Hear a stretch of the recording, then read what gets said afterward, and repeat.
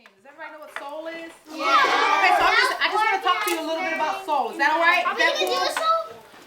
Not today, but I want to learn about what you think about soul. Is that okay? Yeah. All right, so again, my name is Mrs. Johnson, and if I ask a question, just raise your hand and I'll call on you, and then we're just going to talk. Is that all right? Yeah. All right, I like you guys. I like Mr. Sweeney's third grade class. All right, so I heard when I asked that you guys know what soul is, someone mentioned it. What is soul? Self-organized learning environment. Okay, if everybody wants to say it at the same time, let's count on 3. 1, 2, 3. Self-organized learning environment. Okay, and what do you do in soul? You have a question and you research, then you put together a presentation, and then you present. What's your name? Alex. Alex, you're ready for the 4th grade. I believe it. Are you excited? Yeah. All right. What about soul makes it different than other things and activities you do in class? What's your name, buddy? It makes you, instead of just researching like something that may be too easy, they do it something at like everybody's level. Okay. Give me an example. Like, we did one, it was, what was the first building built? Okay. Oh, that's a good. Who came up with that question? Mr. Sweeney. It was so hard. Was it? Yeah, it was. Okay. There were like a lot. Definitely. No, it was who built the first building. Yeah, Who built the first building? That's a very interesting question. She doesn't really say what the answer was, but we normally research it. We'll present to what we think it is. Yeah, so basically, usually we come up with everybody's right. I like that idea. Who likes that concept? Everybody's right. Why? Why do you like that? I like it because it's kind of challenging and you get to research about what you know and add to then research and then find out things that you didn't know. I like that. What about you, sweetie? I like it because you get to find out what other people think too and you don't like have the right answer. You both have the right answer. I think we're on to something here. Well, since we're talking about it and the whole concept of everybody's right, my next question is, what do you like the best about soul? What about you, buddy? Me? Yes. I personally like putting together the presentation. What about it? Give me some examples.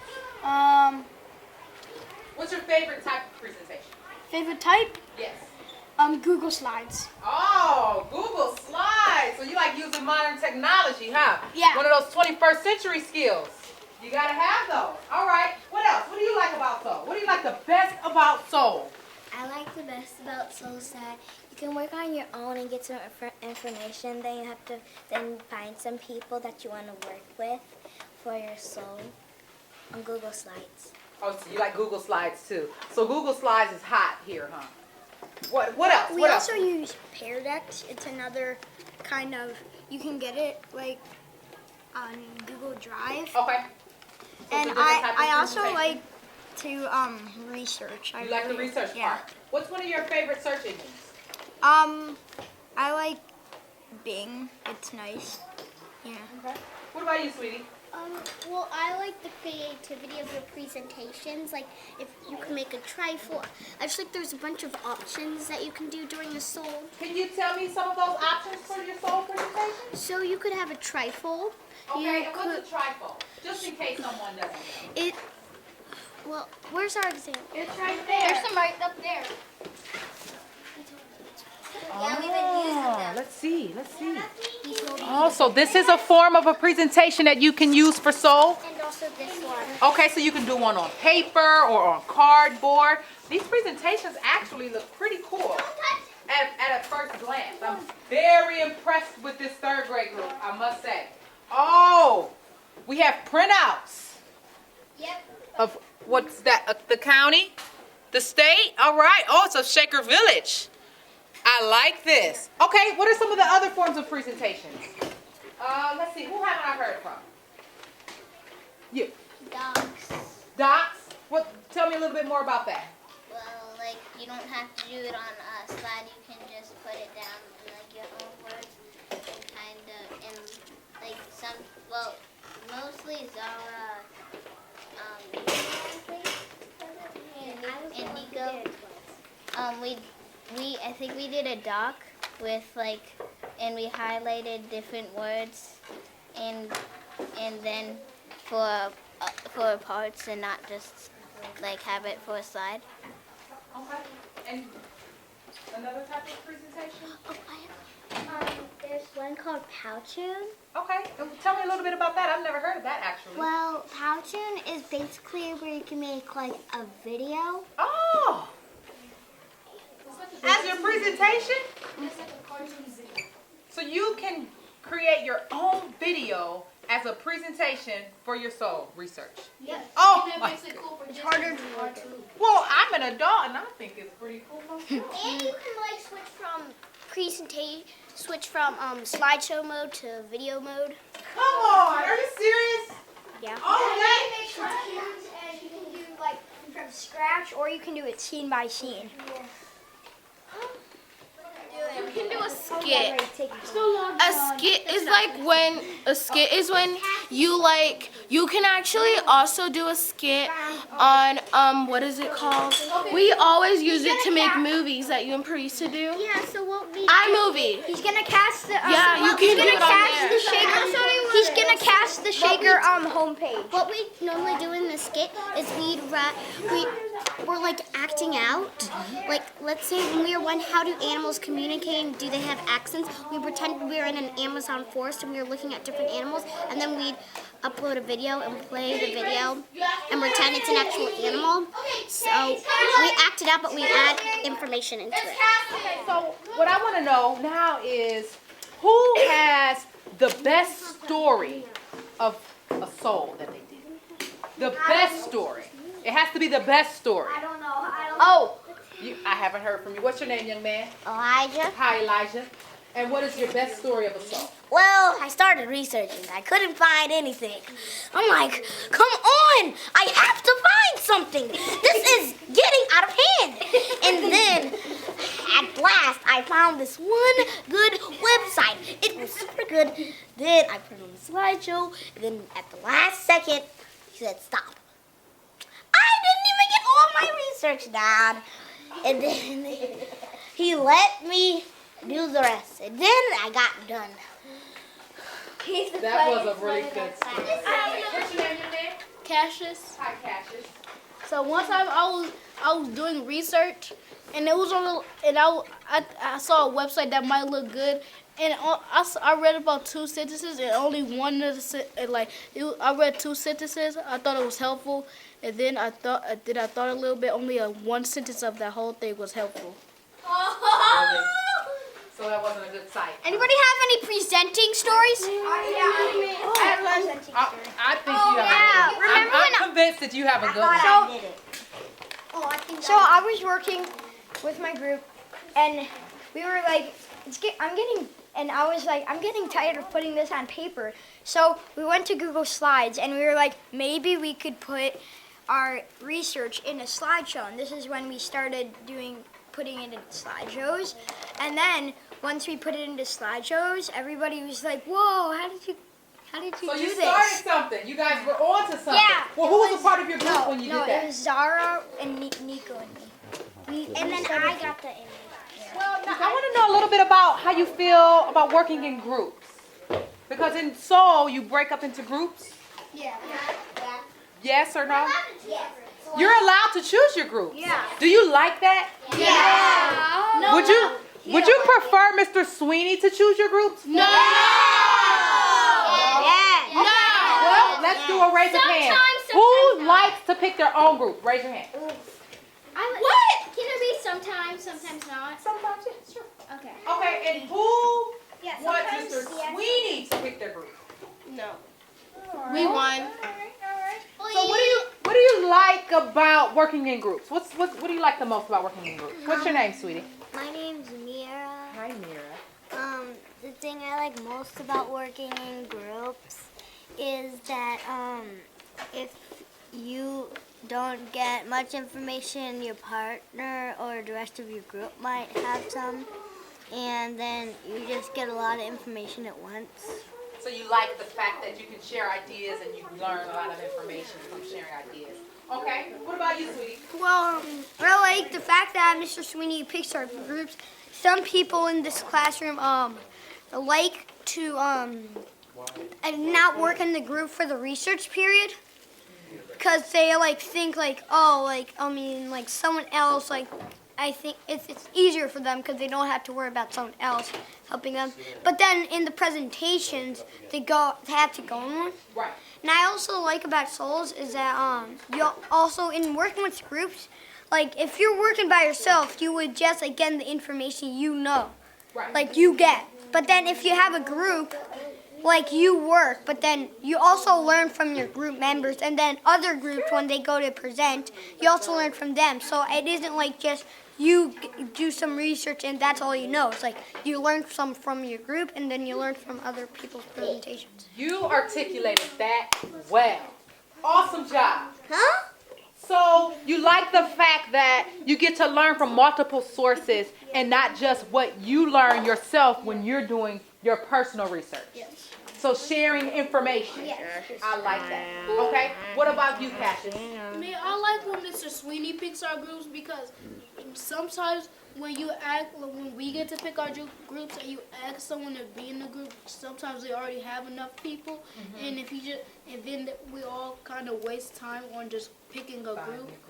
Okay, so you can be more efficient if Mr. Sweeney picks the groups, because then you don't have to waste any time trying to find a group. And you can finish your whole slide or whatever you do. So your goal is to complete the soul. You're really focused on that. You don't really like wasting time. You want to use. Harder to. You want to take the. There it is. There it is. And who taught you that word, buddy? Mr. Sweeney. Mr. Sweeney. Okay, so we're talking a lot about Mr. Sweeney. Now, who taught you about soul? Mr. Sweeney. Mr. Sweeney? Okay, and He said soul, and I just like the first time he said soul, I didn't know whatever. Like I didn't know. I know. you were clueless, huh? Like, huh? how do we get this Here. And then when I got it, I was like, this is, when he explained it, I was like, this is going to be really hard. Then it actually, if you think about it, it's a challenge, but then it isn't like out of your level. Yes, it is. So, when Mr. Sweeney explained it, you guys think he did a good job Yes. explaining it? Were you able to understand it? Yes. Yeah. Okay, and so why do you like it so much? Quick. I like it because like in groups, and like if you were by yourself, like we usually get in for the presentation time when you make it, we get multiple computers like. And we each work on one slide, because like if we didn't have our group members, we would only have like maybe 2 slides, and we wouldn't be able to share our information, and people wouldn't like learn anything. Has anybody ever did soul at home or outside of school or told your parents about it? I did a soul with my little sister once. Did you? Yes, so to make her to let me play video games, I made a slide to make her let me play video games for an hour. Did you? Yes. That's very clever. Who else did soul outside of school? Well, I didn't do it outside of school, but I told my parents about it, and they thought it was really interesting. Really? What about? Well, let me hear from her. Too hard. I did one soul at our house about animals. Oh yeah, and what did you do it with? I actually just did it by myself. Oh, you did it alone. So you really like soul, huh? What did your? Yeah, go ahead. Well, I always ask my dad questions and car rides, and then at any old time. So like, I would ask him multiple questions. He can answer one. Then I get into a harder question. Through that question, he can answer that one. But then the next one, he's like, I don't know. So we just kind of do a mini soul, do it. But then usually I get into another question. From that one. So I usually takes an hour for me to stop. Oh goodness, so you're just like a soul maniac, huh? Yeah. This one wasn't out of school, but it wasn't during soul time. Okay. It was during Reader's Workshop, and I wanted to know where some of the great white sharks lived, and I learned that there are some by Mexico. Really? So you took another time during school and you conducted a soul for yourself so that you could learn more about something you were interested in? Very impressive. All right, one last question. Is there anything else that you just want me to know about your experience with soul? And then I promise I'll get out of here. No! Nothing else? You told me everything? Okay, go ahead, Cassius. Me, the only thing I don't like about soul, sometimes we get out of hand, or if we don't have enough time, we might start copying and pasting, and then half of the words on there we don't understand, and then the soul. To me, I really don't like copy and pasting because you don't really learn anything. You just getting information. Well, we're allowed to copy and paste, but we have to give the person who made the website credit. And what is that called? Quotation marks. Alright, you guys. And if you don't, it's called plagiarism. And is plagiarism good or bad? Bad. Very bad. Because you're taking someone's information and saying that you put it into your own words. And that is not a good thing to do. Ever. Like for the rest of your life, that will never be a good thing to do. Okay? Wow. So you guys are learning very, very good skills. And my name is Jim Sweeney, and I teach 3rd grade, and I've been doing soul for almost a year now. Why did you start doing soul in your class? Sounded like a great idea. My instructional coach, our instructional coach here in Shaker Heights, had come across Soul Cleveland and knew we were looking for ways to work more inquiry into our classroom.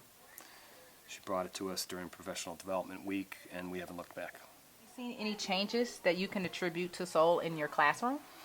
Huge changes. Student confidence, presentation, probably the number one. I had students who refused to present the first soul, and just the habit of every time researching, synthesizing, presenting, they're now confident. They get up there, they lead the group sometimes. It's been wonderful to watch. Certainly researching and finding better sources. It's still a struggle, but it's something that I've seen clear improvement on since the first time we did a soul. What are some behaviors that you have noticed in your students when they are doing soul? Almost complete engagement, which is hard to get. I don't care how long you've been teaching.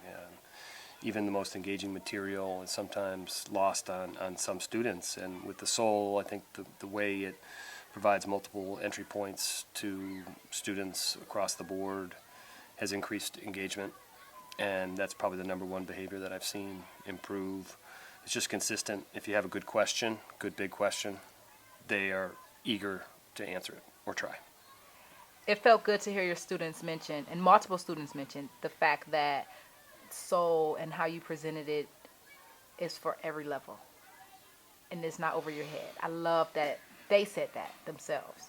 That was amazing. I think that they have, whether they're perfectionists and at a very strong level, there's something about soul which makes it easy to make mistakes.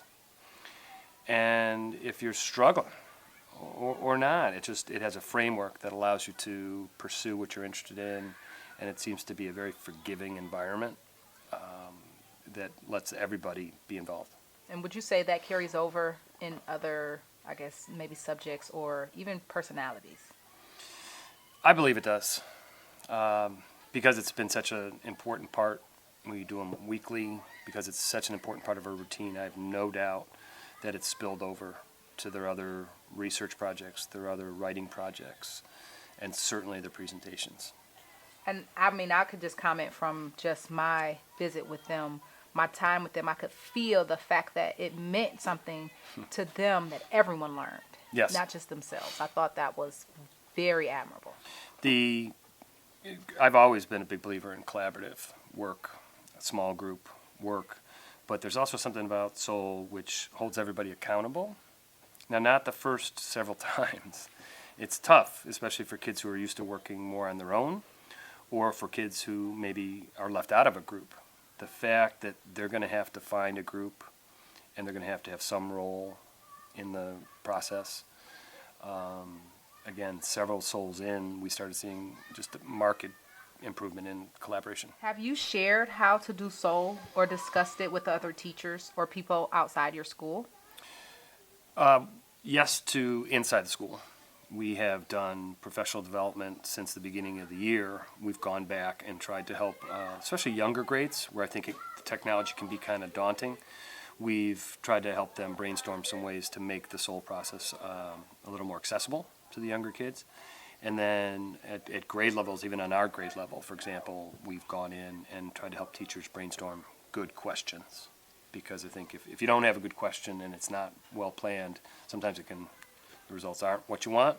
So we've tried to help build confidence for teachers that, if you get a good question, it'll go well. Then this summer we're presenting, thanks to SOL Cleveland, our instructional coach and myself, we're going to present at the International Baccalaureate Global Conference. So High five, very, I'm sorry. Thank you. That's huge. Congratulations. Very, very excited. It's just, that's how excited we are about it, is we believe it works, we've seen it, and we want to share it. And you have passed that on to your students. Yes, we're oversharers. Are there any special things you do during the process of SOL that you have refined throughout the year?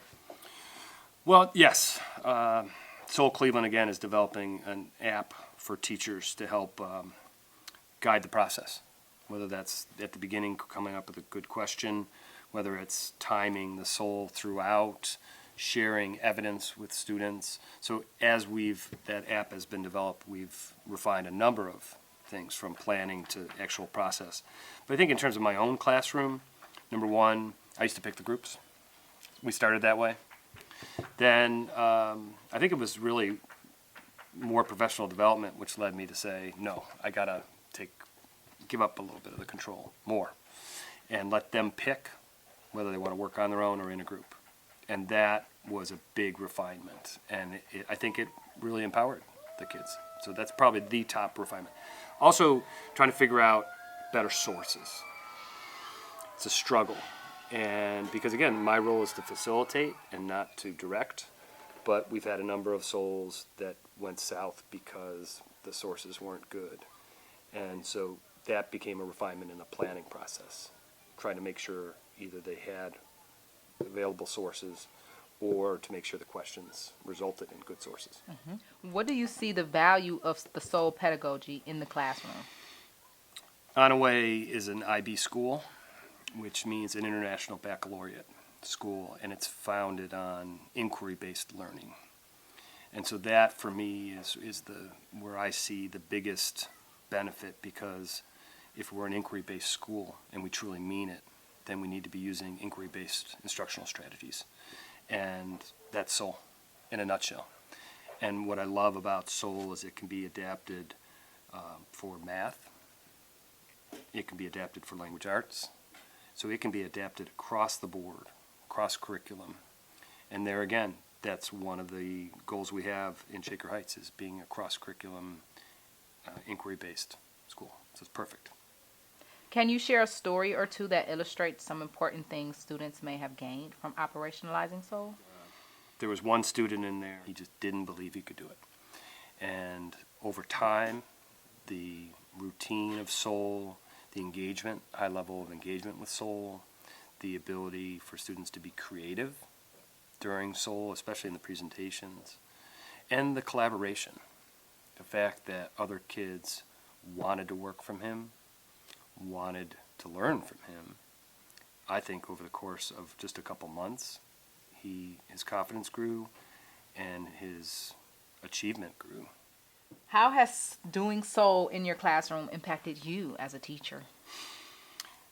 Well, I think for me and a lot of teachers, the shift towards tests, state tests, high stakes tests, it's been difficult.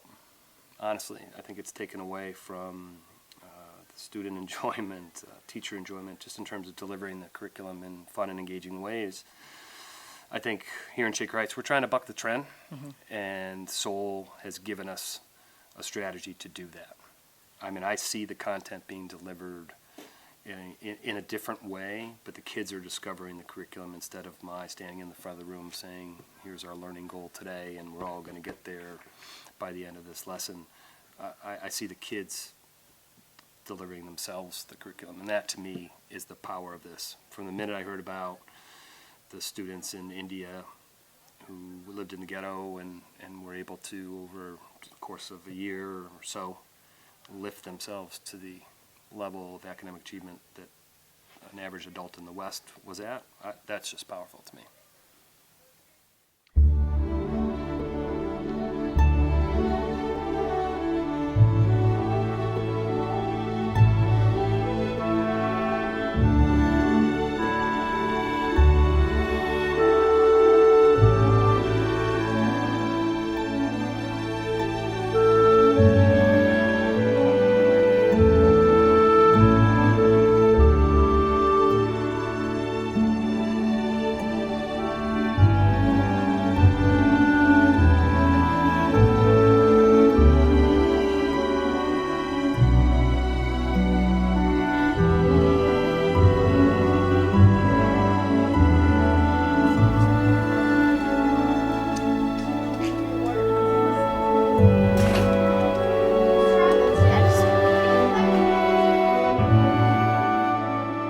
What makes soul different from other activities in class? Soul, you would have, let's see,